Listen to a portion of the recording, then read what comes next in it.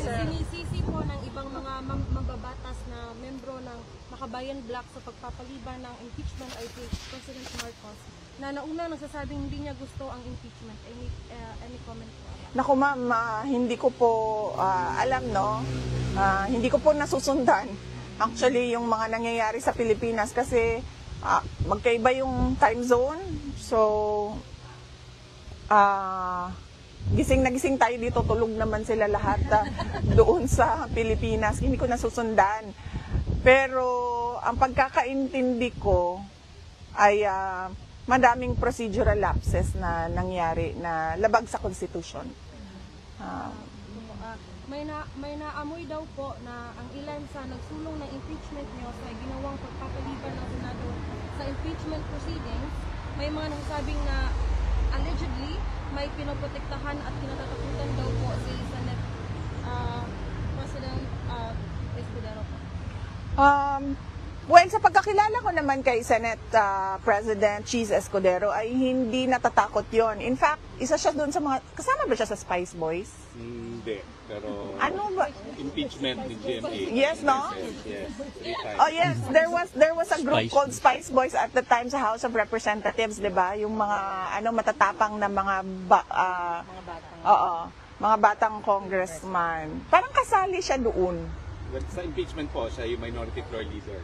Yeah. So anyway, yes, we do not remember him I do not know him na natatakot na klase na politiko. So hindi ko lang alam saan nanggagaling yung sinasabi na takot si Senator Cheese Escudero. Hindi ko alam saan galing yan.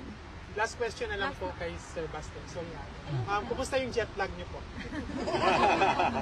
Better na, naka-recover na sana, kaso pauwi na ako, so babalik na naman. Okay, yun lang po. Sir? Yes ma'am, my birthday wish ba si PRD sa inyo? Oh yes, noong May 30, Birthday. nagkausap kami noon at meron siyang birthday wish pero I'd rather keep it private, sir. Thank you ma'am. Yes, ma'am. Last po, the Senate seems to be in conflict as to when they tackle the impeachment. If 19th Congress can carry it over to 20th or no, any comments po?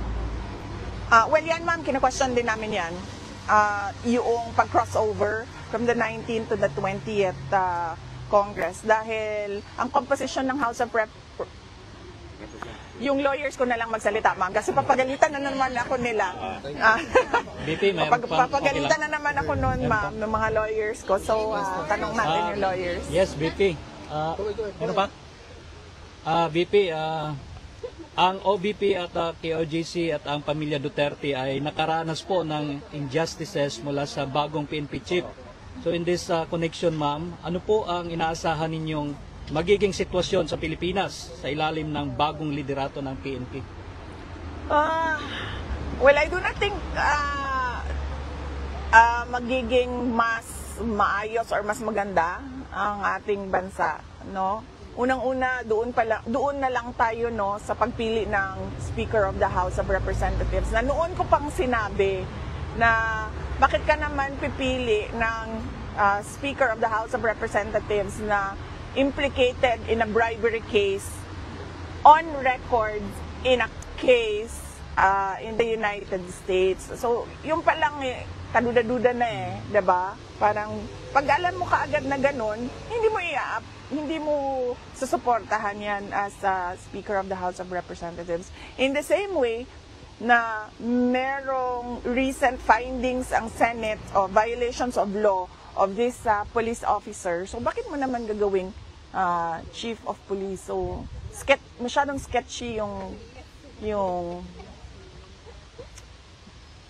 decision. Sa latest balita, Tatay Digong, kamusta naman po ang bisita nyo kay Tatay Digong? Opo, so on time kami ngayon, na-consume namin yung allowed, no, na 1 hour and 30 minutes. At ito yung second na visit for the week. Ang susunod na visit ay sa Thursday. So nagpapasalamat kami sa ICC Detention Unit dahil inapprove nila yung request namin na madagdagan sana yung mga araw na pwedeng magbisita kay dating Pangulong Rodrigo Duterte. Ang pagkakaalala ko, ang allowed na ngayon is Tuesday, Wednesday, and Friday.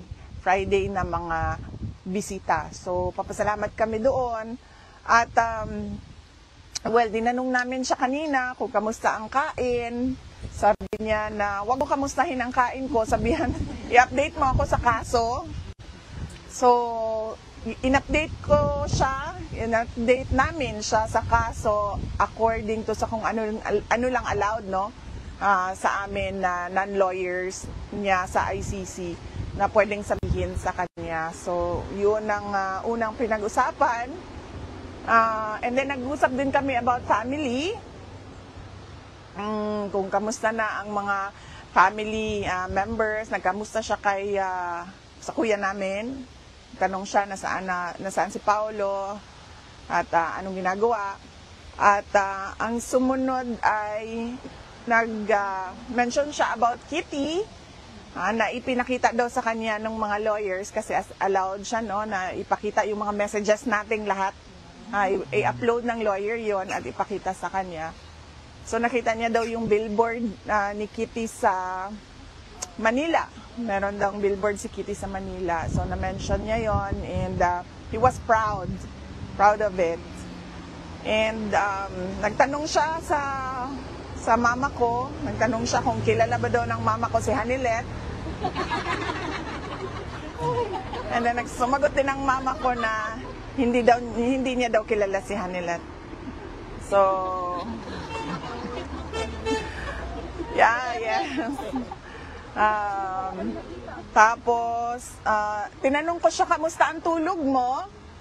Sabi ko, dire-diretso ba ang tulog mo? Meron ka bang insomnia?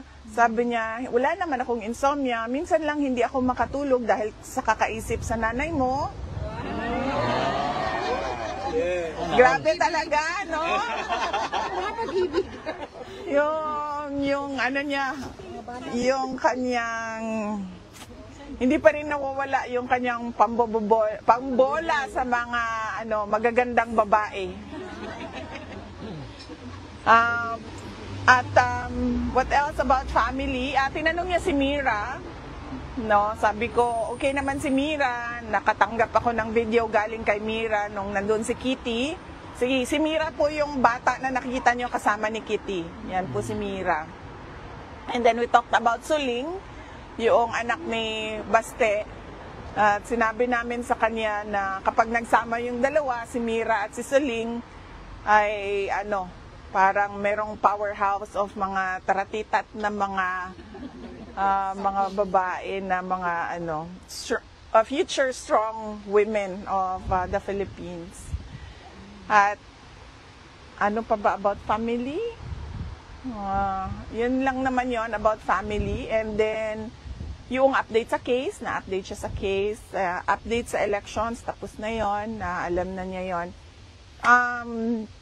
Tinanong ko siya kung ano ang message niya. Sabi ko, araw-araw may naghihintay sa labas, nagpapakita ng suporta sa iyo. At tinanong ko siya, sabi ko, may gusto ka ba na message sa kanya? And then, giingon niya in Bisaya nga, tindog lang mo din hantod sa kahangturan. But then, alam namin lahat na joke yon. And then sabi niya, no, tell them na sandali by memory ko lang ito, ulitin. I am eternally grateful for your showing of support, and I recognize your sacrifice which you do not have to do, so you can now go home. Yun ang sabi niya. So, Uwi ba tayo? Hanggang sa dulo po, ma'am. Hanggang sa dulo. So, Meron pang iwanan? So So VP, usually po ba pag nag-visit kayo kay PRRD, nasaan po? Sa room or sa dining table, sa garden? Paano po ba? Meron kaming special room doon sa visiting area dahil yun ang binibigay sa amin na Space. space. Hindi kami doon sa common area. Doon kami sa special room. May binalita ba kayo sa kanya na national news at ano naging reaction ni Tatay Digong sa mga national news na binigay niyo sa kanya? Wala kaming pinag-usapan na national news. Well, napag-usapan namin yung May 31 na kung nasaan tayo lahat. Yes. Napag-usapan namin yung May 31. So, nag-rundown ako ng mga speakers. Sabi ko, nandoon si Baste, nandoon si Senator Amy, nandoon si Senator Dante Marcoleta, Senator Robin Padilla, spokesperson Harry Roque, Attorney Vic Rodriguez, si Maharlika I mentioned, and then ako, and the lawyer, Richard Mata, and the American, Malcolm. yes, the American guest, no, si Malcolm. So sabi ko, we have 10 speakers, at madami ang pumunta, at madami ang nagpakita ng suporta, at madami ang nalasing. Yes. Madami ang nalasing, at madami ang nabusog. Sa sobrang dami ng pagkain din, madami ang nabusog, at madami ang mixed feelings dahil nakakalungkot na nagsama-sama tayo dahil nakakulong si Pangulong Duterte.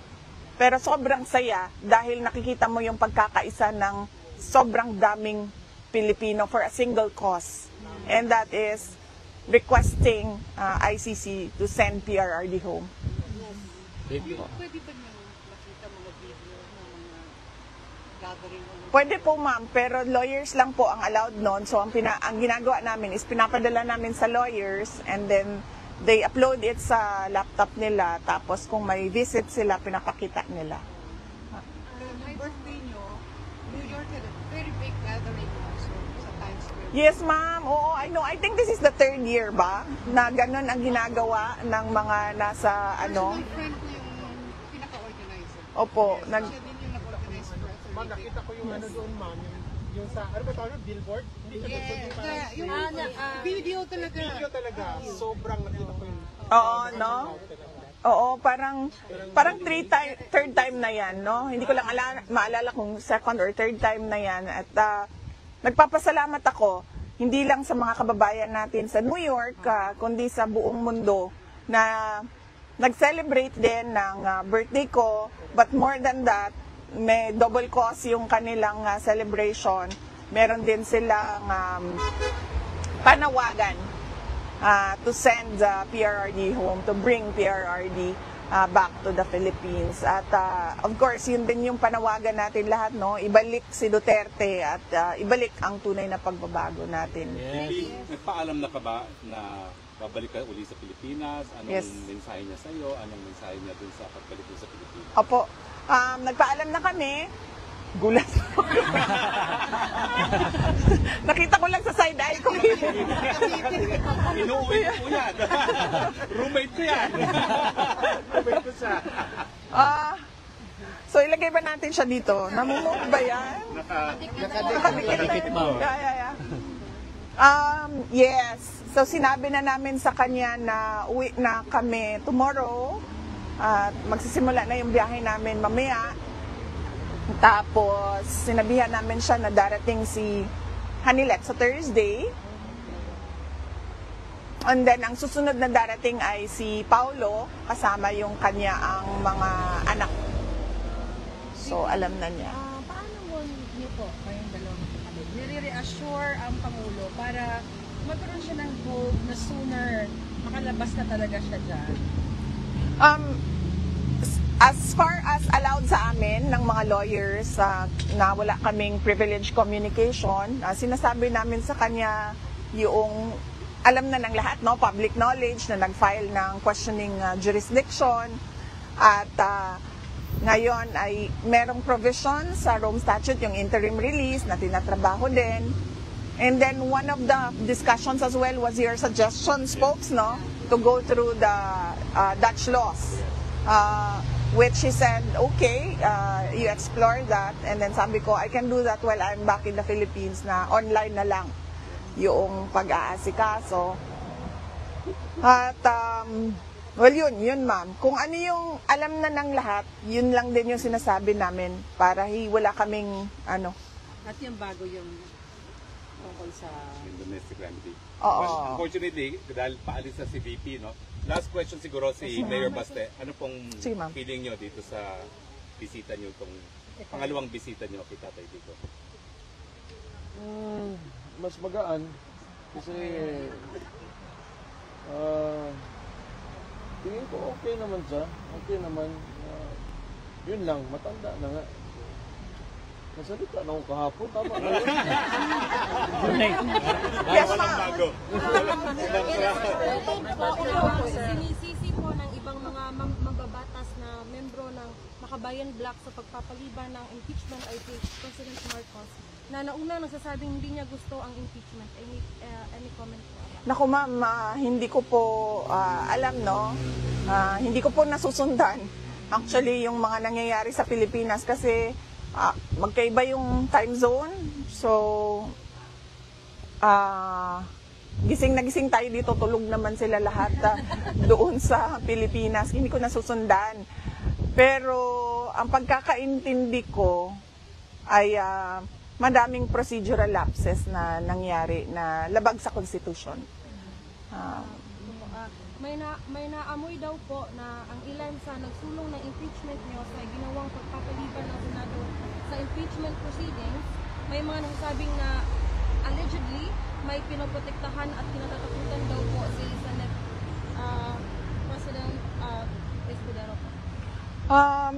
Well, sa pagkakilala ko naman kay Senate President Cheese Escudero ay hindi natatakot yon. In fact, isa siya doon sa mga, kasama ba siya sa Spice Boys? Hindi. Pero Ano ba?